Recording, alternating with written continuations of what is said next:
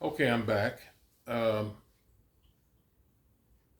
this is still the series that I started um, where I'm titling this Black People Have to Grow Up and Decide Who They Want to Be.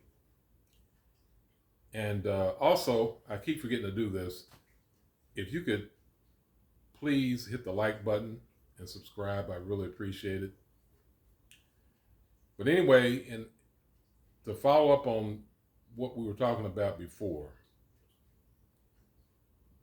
when I say that black people have to have a better understanding, we really need a better understanding of how we're perceived in this country and how we perceive ourselves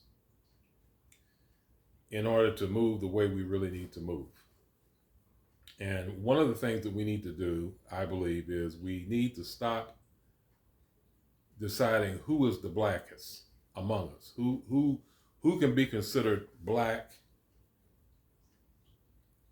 and who isn't. And that's a real problem because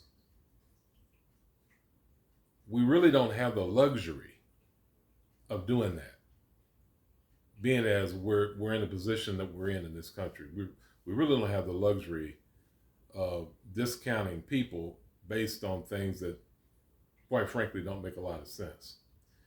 A few years ago, well, more than a few years ago, of course, because Whitney's been dead for a while. But when Whitney was at the height of her career, I remember a lot of black people saying that Whitney wasn't black, that or not that she wasn't black so much, but that she wasn't singing black. uh, and I'm like, where's this coming from? You know, I would ask them. I said, okay, when she sings, you mean to tell me she doesn't sound like a black woman singing? I never heard Whitney sing any song. I don't care if it's "I Want to Dance with Somebody" or you know any of her hits that she had. I don't care what it was. I heard a black woman singing. I don't know how anyone heard that and say, "Yeah, that's a black woman singing." The intonations in her voice, the rhythm of everything. She sounded like black woman singing in church. Of course, the lyrics weren't that, but so what? Back in the 50s and 60s, a lot of black people sung lyrics that had nothing to do with any type of social consciousness or didn't sound like, it so much represented black people. There were songs and they sung them, and they sung them in the style that black people sing that have a background in gospel music. That was Whitney. So I'm like, okay, what more do you want? You know, she wasn't light. Thank God she never lightened her skin or straightened her nose, at least not that I could tell. So what do you want? And so I realized it was just a way of hating on Whitney for her not being something that people expected her to be that obviously she wasn't. And so then you have people just regurgitating that. Well, Whitney, she don't really. And when I first heard it, I didn't even put any credibility to it because I didn't hear it from, maybe just a couple of people. Well, then I heard her even say it one time in an interview that I think she was at an award show or whatever, and they kind of jumped on it. I mean, it's just insane. It was just insane.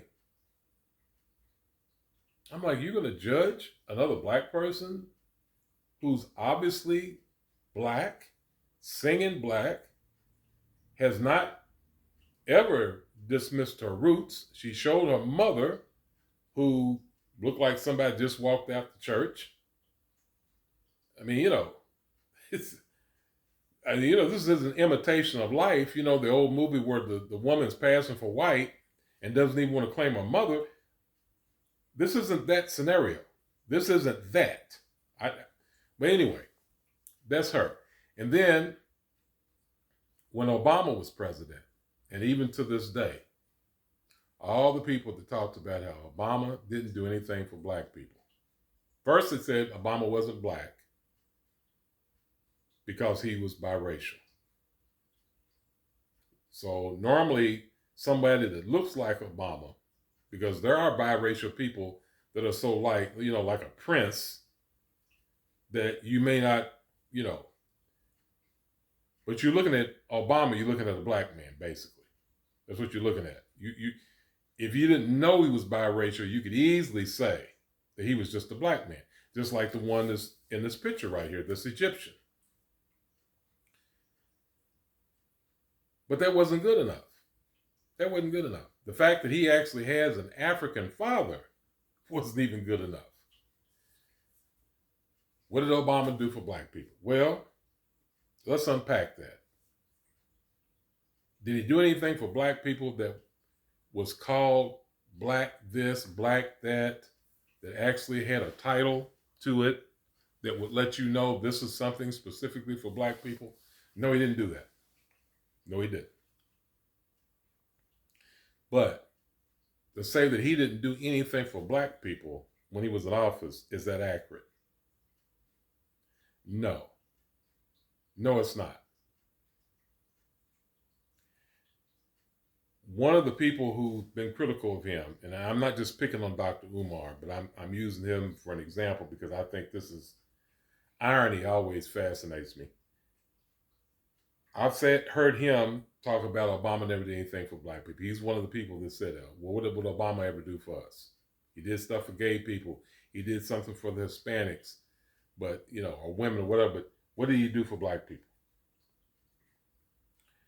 Now, this is the same Dr. Umar that will tell us even to today that when they got rid of the schools in the black community, when they got rid of the trade schools, when they shut that down, those programs down, that killed black men. Because he said that's where they learn the trades, the skills that pays the bills. That's his words. And I'm not denying it, that didn't happen.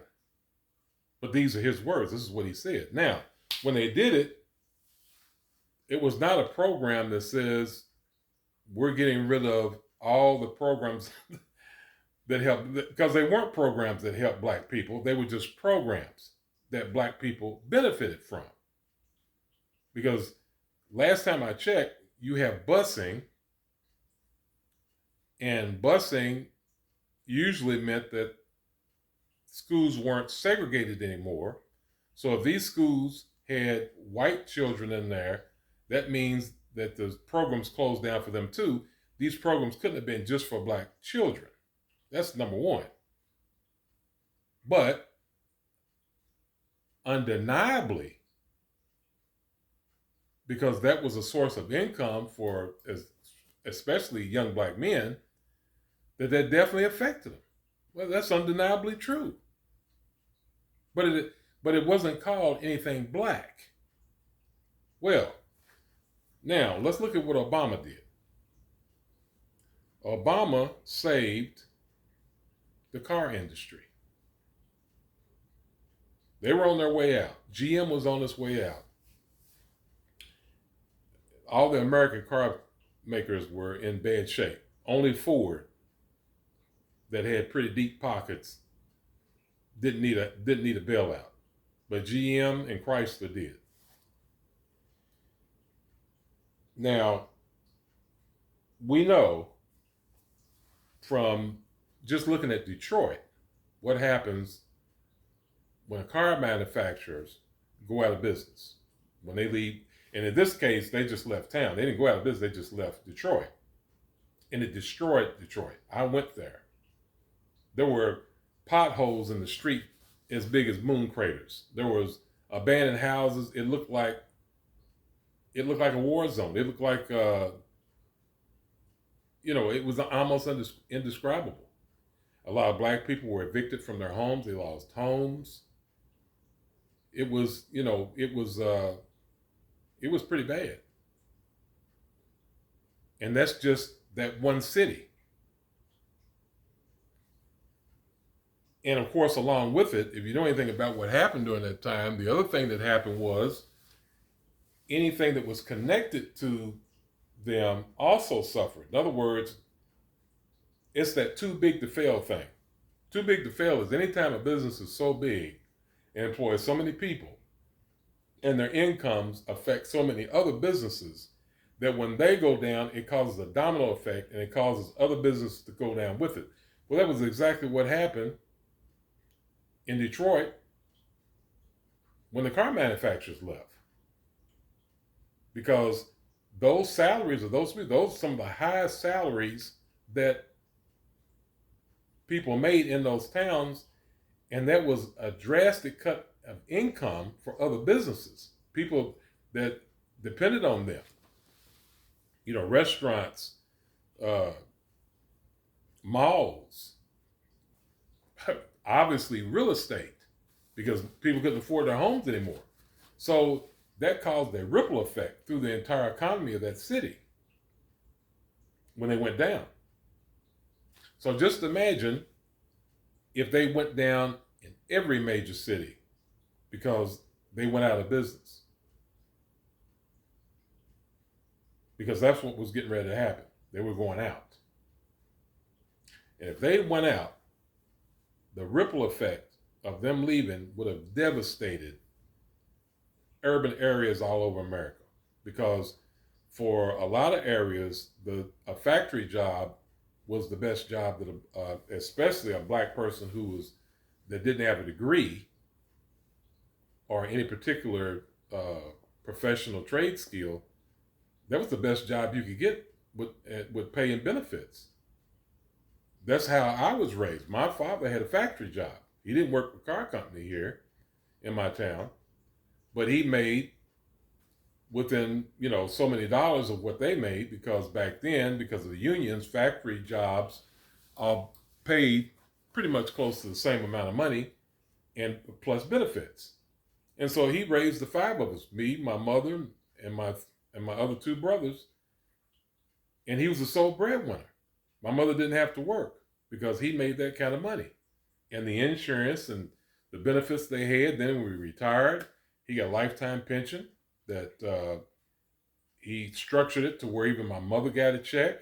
Plus they paid her insurance also, just like they paid his until he died.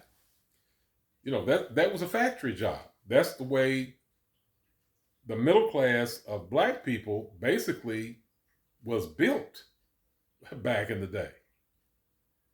And it wasn't until those factories started shutting down and moving overseas, and they started, outsourcing and replacing with robots or whatever. It wasn't until that happened that got to not so much be the case. Plus, the unions got weaker. They didn't have the kind of power they have anymore. I think basically they were bought off by big companies. But anyway, bottom line is, had they gone out, they would have taken down those cities. You would have had Detroits all over America, is what you would have had. And black people would have been the ones who would have been affected the worst, because we don't have the type of support system. We don't have, as we know, we don't have white privilege. A lot of those places, in those situations, white people would have had a buddy or a family member that said, hey, can you get me on where you are? And they still would have been working in a lot of cases. But for us, not so much. And so it would have affected us more than it would have affected anybody. Now, was that called any type of black program or initiative coming from Obama? No, it wasn't. But who did it affect the most? Because if Dr. Umar is going to point out that the trade schools just being eliminated, which is only the potential to make an income, because you got to remember, just because you go to trade school doesn't mean you're going to actually take up that trade in life. It doesn't mean that you're actually going to do something with your trade. People graduate all the time. People graduate from college with degrees and do something totally different from what they went to school for. Happens all the time. Happens every day. Happened back then, it's happening now. So just the trade school itself wasn't a guarantee of anything. That was just the potential for black people to be successful. But somebody working on the job and had been there for years, that's not potential, that's reality. So if just shutting down the trade schools was going to affect black people, what was getting rid of the factories going to do? And that's not just the people that worked in the factories. That's for black people who were working in restaurants, depending on, whatever tips, black people working in sales, if they're dependent on commissions, black people working in any other type of business where these people would have been spending their money, because that causes a ripple effect. And as we all know, what's the old saying? Blacks are last hired and first fired. So, yeah, you'd have been getting laid off from your job once those businesses would have went down. So it wouldn't just been the factory workers. And you're talking about, you can't even, it's almost, I won't say impossible, but it would really be hard to even calculate just how much money would have been lost and just how hard black people would have been hit if those factories had went down. But Dr. Umar can judge what it would have been like if we'd have had trade schools, which was just represents potential. But the actual jobs that black people had, which would have been lost, we can't measure that? Oh, really? And then you go to the healthcare industry. And yes, I know for people who, are reasonably healthy and are not, but just don't like to go to the hospital or don't like to go to the doctor. I'm one of them. I try to stay away from them as much as I can. Insurance, health insurance in particular, is not a real big deal to those people. So they weren't really that thrilled because Obama did Obamacare. But at some point in time, you will need to go to the hospital for something. People seldom ever live their entire life from the cradle to the grave and never have to go to the doctor, or only have to go there when they die. That's seldom. I ain't gonna say it never happens, because somebody will come up with one, but that's not the norm. We all know that. And then, of course, you also got vision, you got dental. It didn't just, And so anyway, that was huge. And no, it wasn't called a program for black people. Obamacare was never something that was ever called something that was for black people. But you have to remember, they had insurances were disqualifying people back then for what they call pre-existing conditions. And the pre-existing conditions that they had, that they disqualified most people for, were things like diabetes, heart disease, cancer, high blood pressure. Those were some of the things that if you had a pre-existing condition, they could not cover you for if they chose not to. And that's what Obama got rid of. He got rid of that. Now, who is it that has, according to statistics, the highest levels of those diseases? Heart attacks, strokes, diabetes, cancer, different forms of cancer. Who do they say has the highest rates of those? Black people. Black people. They'll tell you that all day long and twice on Sundays. It's black people. So when he got rid of the pre-existing conditions part of, that was the biggest part of Obamacare that made Obamacare so great, to be quite honest about it. Who does that really affect the most? Black people. So did he say it? No. I don't know if he said it, but I don't remember a speech where he said it. But bottom line, it didn't have black on it. So that means it wasn't for black people? Again, it didn't say anything about black people when they took the trade schools out of school, trade programs out of schools. But Umar will tell you, who did it affect the most? Black people. All right then. So if something affects black people more, is it not for black people? Can it be that way in one scenario and not be that way in another? So that's two things right off the rip that Obama did for black people that wasn't called black, that black people benefited from more than other people.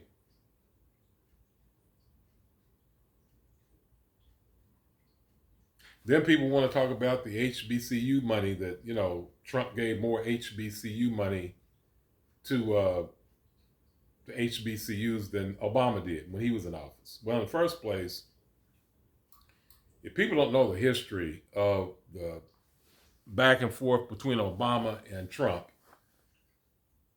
one of the main reasons why Trump even wanted to become president was so he could get in there and undo everything that Obama did. Because Obama roasted his ass at one of those, I think it's the press thing where they have it annually and they have all these people from the press there. And then the guest speaker usually roasts them. And Obama got up and he roasted a lot of people, and Trump was in the room and he roasted Trump because Trump was the birther thing. He's the one that did the birth certificate thing. And by this time, Obama had showed him to be the idiot and the racist that he was by singling him out, trying to say that he wasn't born here. And so he roasted and had everybody laughing at Trump. Trump just looked like it was just downright embarrassing. And Trump was just sitting there trying to play it off like, yeah, I'm laughing too. But on the inside, he was steaming. And later on, his children would even tell us that. He was smoking. So yeah, he tried to undo everything that Obama did. He tried his best to undo Obamacare. And had it not been for Senator McCain, would have succeeded. And that's the reason why he got so mad at McCain. And that's the reason why him and the daughter and everything's beefing, and why he never had a good thing to say about McCain after that. But that's one of the reasons why he wanted to be president in the first place. That and get his hands on whatever money he could get his hands on and escape any type of legal prosecution.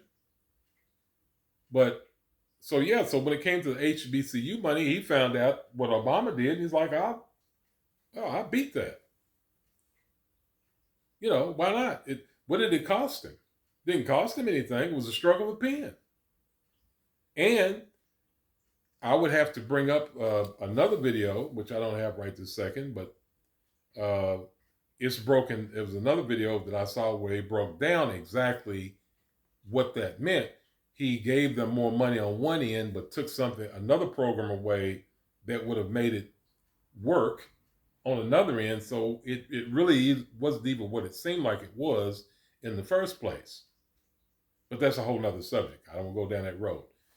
But the bottom line is, like I said, Obama did do things for black people that affected black people more because of the social economic status of black people that just wasn't called black. And because it wasn't called black, he didn't get the credit for it from black people. And that's just foolish. That's just foolish. And then the third one, and I'll wrap this up with that in this segment, is you have our professional athletes and entertainers. And I'm really leaning toward athletes on this one. There are black athletes that we get behind simply because they're black athletes. It's like right now they're talking about that whole thing with ending affirmative action. And I've seen a lot of black people, in social media and different places talking about, well, then we ought to just have the black athletes leave the universities. We'll show them. Just have the black athletes leave. They're not talking about anyone who did anything for black people. They were just black athletes. They didn't do anything for black people, except for themselves and possibly their families. than anybody knows it. Let's put it this way: whether they did or they didn't, that's not the reason why people were behind them the way that they were. They were behind them because of the fact that they were black and they represented us. That's why. That's the only reason why that means anything. Not because they went out and did something for black people. But Obama and certain black people, Obama and Oprah and certain black people, they have to do things for black people or else they're not black. But athletes don't. They're loved and respected just because they represent us in their black excellence. That's all they do. Some of them do things for black people, but that's not where they're loved and respected as players. It's just not. And not to mention the fact we don't even know half of what black people do anyway. The black people that black people are always criticizing, most black people don't even have a clue as to what they're doing, because not everything they do they make it public or they want to get the recognition for it. I know right here in the city where I live at, we had a black library that was getting ready to go out. Only the black library. We had other libraries, but the black library in the neighborhood that I grew up in, which was black, it was about to go under. They were about to close it. Prince happened to come through here at that time. I guess he did the concert, and he got wind of it. Prince stroked the check and saved the library. Didn't make a big deal out of it. It wasn't on the news, at least not in the news that I saw. He quietly did that. I only found out about it years later. Black people do things all the time, and they don't publicize it. That helps out black people. So the thing, the idea that black people need to do so much to get some black person's endorsement or respect, that we can't get behind other black people because we're going to question their blackness, it's just absolutely silly, to put it lightly.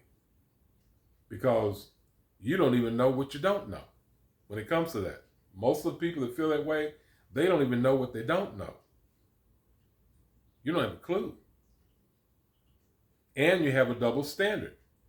Because like I said, some black people just have to show black excellence, and that's sufficient. Other black people have to somehow or another lift the entire black race and carry it on their back before they can get credit for being black enough. We're the only race that does that to our people. We're the only race that does that. We're the only ones. And look where we are in life. Obviously, it's not a winning strategy. Obviously, it's not a unifying strategy. Obviously, it's something that we need to rethink. Because again, color in this country is a status. It's a class status, whether it's white or black. It's a class status. And before the black class status is ever going to be what we want it to be in this country, it's going to have to be backed by something more than being a real nigger, to put it bluntly. It's going to have to be backed by more than that. There's a reason why when we pick up an item and it says made in Italy or made in China